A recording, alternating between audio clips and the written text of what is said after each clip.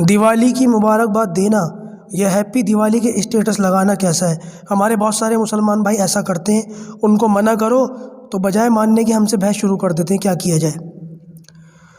नबी करीम सल्लल्लाहु अलैहि वसल्लम की हदीस है, मन तशब्बह बिकौमिन फ़हुवा मिनहुम, जो शख्स जिस कौम की मुशाबिहत इख्तियार करेगा वो उन्हीं में से शुमार किया जाएगा। बहुत सारे उलमा के नज़दीक तो गैर मुस्लिमों के त्योहारों में खुश होना, उनके त्योहारों की मुबारकबाद देना और मुबारकबाद अपने स्टेटस पर लगाना बहुत से उलमा के नज़दीक शिर्क और कुफ्र के दायरे में आता है। आप इसे सोच सकते हैं कि बंदे के ईमान तक का जो है वो मामला आ गया।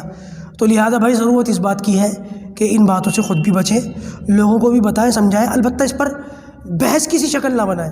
आपका काम लोगों को समझाना और हक़ बात लोगों को बताना है। अगर कोई भी ज़्यादा पढ़ा लिखा है, नहीं मानता, तो आपने समझा दिया, अब उसके लिए दुआ करें, अब उसको उसके हाल पर छोड़ें।